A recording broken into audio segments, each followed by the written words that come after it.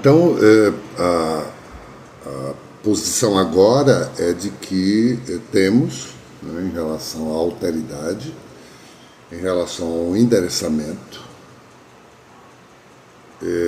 uma forma de se constituir as questões diferentes, tendo em vista a questão da falta.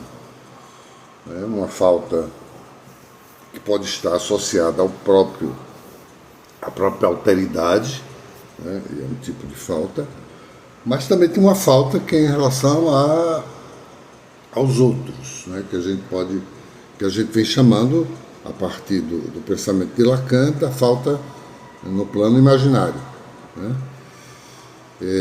E aí nós podemos ver que essa falta, sob essa perspectiva do imaginário, ela tem um significado, né? Um dos significados que nós podemos dar a ela é exatamente o sentido da queda, naquilo que, sob a perspectiva espiritual, se apresenta como pecado, né? Então, uma falta na perspectiva espiritual que se apresenta como pecado é como se nós estivéssemos no próprio elemento constituinte da vida, ou seja, uma espécie de útero da vida. Já a tomada de sentido que resvala para considerar o que há de completude pessoal, cuja formação indica haver algo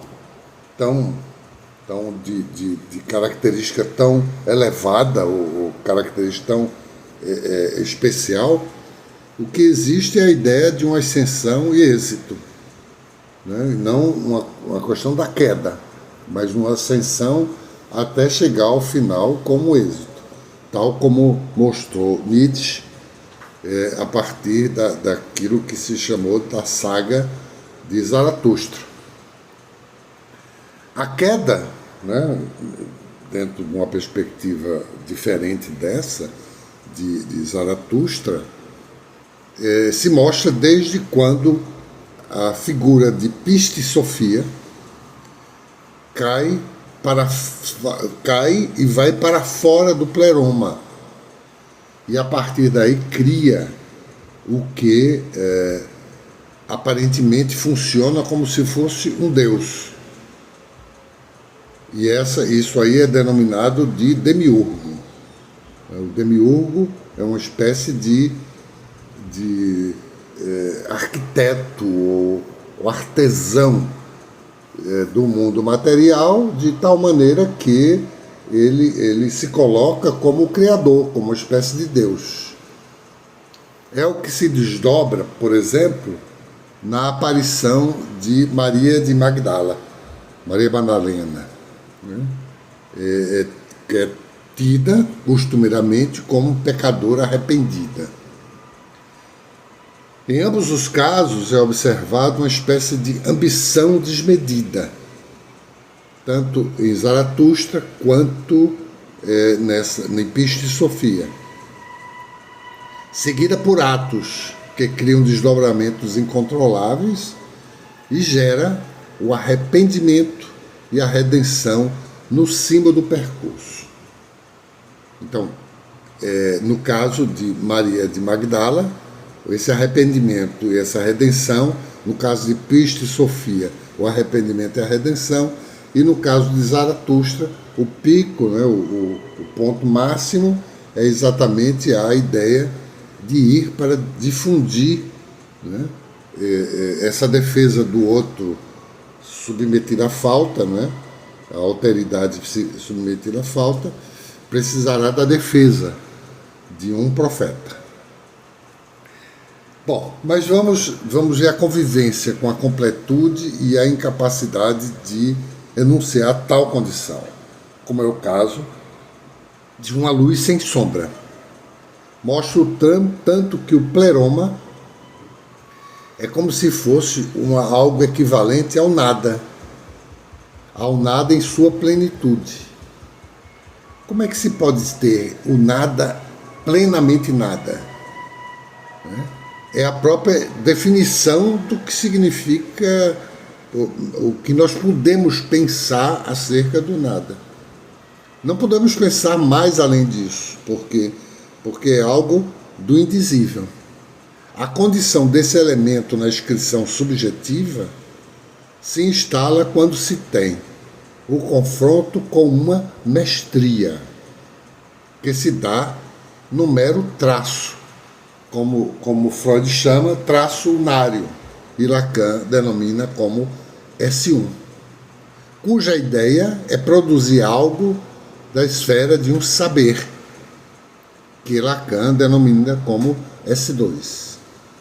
A ideia é ver que tal movimento só pode ser movido se for realizado por uma subjetividade submetida a uma falta inaugural. Ou seja, a partir da falta inaugural, uma falta que a pessoa está inteiramente submersa nesse campo, seja do pecado, né?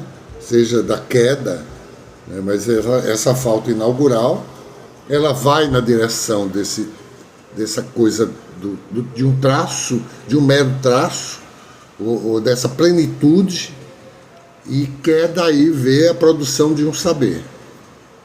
E isso aí é o que compõe o que nós poderíamos chamar de fé na sabedoria ou pistisofia. Assim, sempre haverá um objetivo que se dá a partir da elaboração de algo, algo que se sabe, mas tendo antes superado pelo soerguimento e derrubada dessa função de mestria. Então, a relação da falta subjetiva com essa mestria, com esse nada, com esse S1, com esse traço unário, é de elevação, mas é também de derrocada. Por quê? Porque não há como dizê-lo. Ele está sempre fugindo. No entanto, esse encaminhamento tem um fator entrópico, cuja aparição pode ter como resultado a ideia de queda pessoal, cuja margem segue pelo caminho da visão pecadora, indo pela via dos atos que são cometidos. Quer dizer, há sempre essa imersão, né, desse tipo de perspectiva, né, nessa dimensão dos atos que se cometem. Quer dizer, o útero da vida, quer dizer, o pecado, né, a redenção, o arrependimento, né, a figura da Madalena arrependida, né? Maria Madalena, a figura da mulher que se arrependeu de pecados. Isso aí é uma espécie de se debruçar diante dos próprios atos. E esse debruçar-se diante dos atos cometidos é quase que imediato e bem consequente quando se fala de uma perspectiva de um outro que não tem falta, de uma alteridade sem falta. Mas essa alteridade só pode ser sem falta se subjetivamente haja toda a inscrição, inclusive no plano do imaginário, de uma perspectiva colocada por uma falta que se debruça nos atos e, consequentemente, gera, diante do nada, um soerguimento e uma queda.